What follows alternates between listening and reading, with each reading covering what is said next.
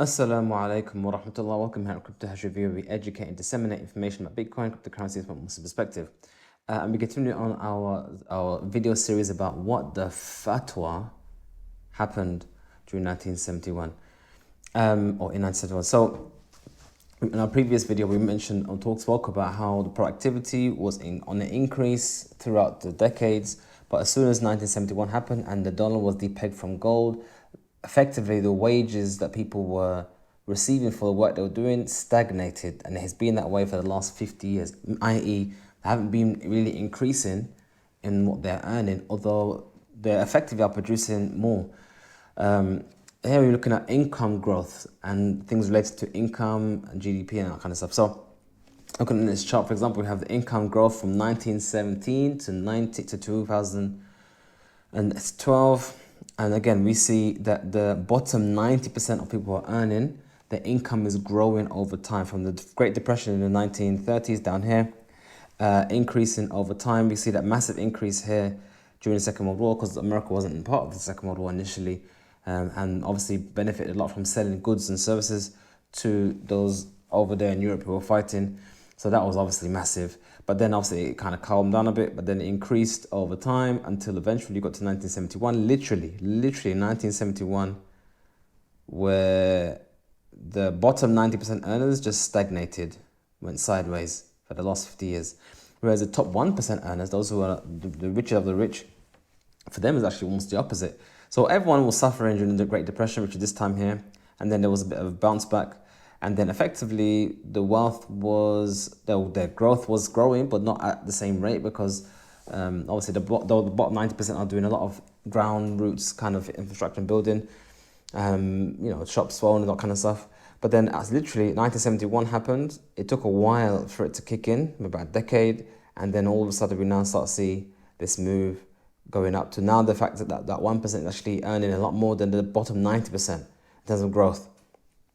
But the point here isn't so much this part here, it's more to do with this part here, that we see an immediate stagnation of productivity when you decouple, when you disjoin your currency system from something real and tangible that can only be come into existence through hard work and labor. And now you can just print it through debt. And you can see the ill effects of interest on the economy. Same thing here again, the share of the GDP. So that every government or every country has what's called a GDP, gross domestic product. And that's basically the total amount that they are making and earning in a country. And it has per capita. I think, is this one per capita? No, this is not per capita. Per capita. This is, so the share of that GDP to wages. How much of that GDP is actually accounted for wages? So all the money they're making, how much of that money which the economy is making is actually from the issuance of wages. And we see immediately from here to here, pretty much the same. And then we see a move downwards. It's almost like a double top, really. And then a consistent, relentless move downwards for the last 50 years. 50 years being the amount of time that the US dollar has been decoupled from the gold standard entirely. I mean, it was already overly printed, but now completely decoupled. And it's been attempts, you can see, it has bounces, but it's literally in a continuous move downwards. So you see similar things here as well, also. In terms of concentration of wealth, so you can see that the wealth was the concentration of wealth to the top 1%. It took 0.15% was on a decline, meaning that the money that the wealth that the rich people had was kind of filtering downwards, more so to people underneath, from as high as 25% down to as low as less than 10%. But since 1971, after this little period, 1971 is here. After this little period, I guess it took time for the effects to be fully felt, and now we see now a move back upwards again, where money is consolidating upwards towards those who are richer. Same thing you see here, the income shared, the top 1% relative to the bottom 9%. See a decline here, meaning a more even in distribution. Well, not even, not say it's evenly out, but I mean a distribution more down towards the bottom 90% as opposed to the top 1%. And then literally right here, after this moment where it took time to kick in, we start seeing a complete return to the Great Depression era, even, or just before. This one here is an interesting one. And as you can see, these demographics, this is average black income in percentage of the average white income. So it's not just something which only affected white people, obviously. It affected everyone, especially black people as well. As some people have put forward the proposal that there's a strong correlation between the institutionalization of the social welfare system, especially after the civil rights movement, and how it affected the black community from the Second World War upwards. The income was growing from the black community, meaning that the black community and the white community was becoming more stable, more equal, and then we see a stagnation. Literally, it was almost over 45-degree angle, and then now we see a low 10-degree angle increase. So it is increasing, but a lot less progress was being made.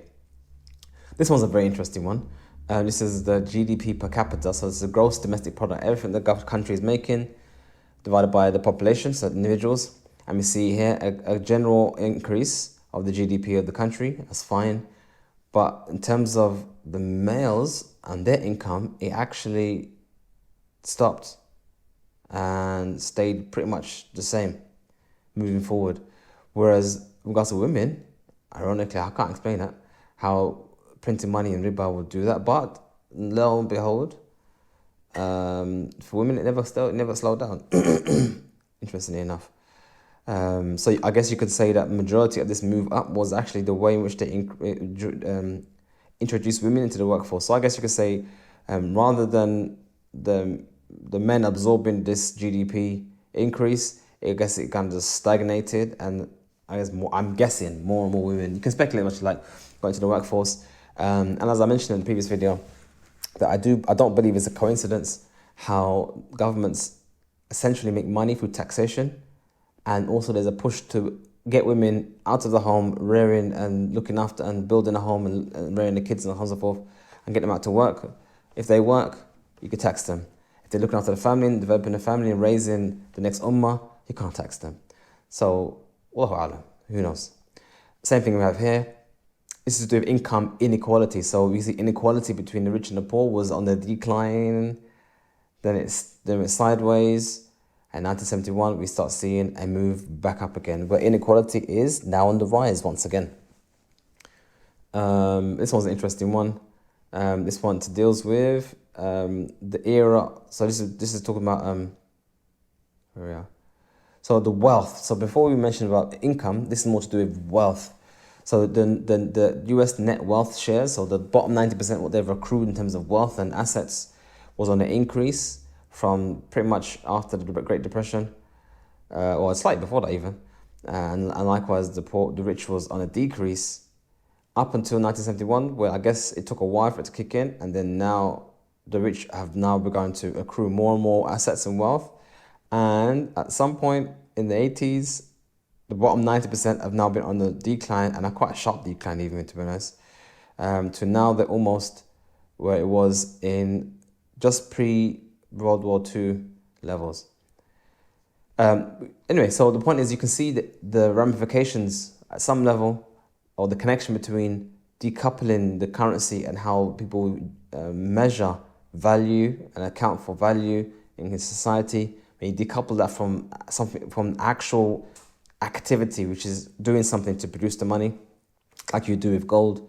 When you decouple that and you deground it from reality, we see some of the following effects. Please like this video and subscribe to our channel. We've got further videos talking more about the impact of decoupling gold from, or dollar from the gold standard, or I would like to put it, decoupling the dollar from a standard of money creation, which dependent on hard work. And now I'm shifting towards dependent upon debt, issuing of debt. So flipping the whole economy on its head. So rather than production and then ownership, they want ownership and then production. Or production, then money creation, and now you have money creation and then production, other way around. Subscribe to this channel. Check out our website even. If you want to book a call with us, you can do so. And may Allah give you plenty Bitcoin. Assalamu alaikum warahmatullah.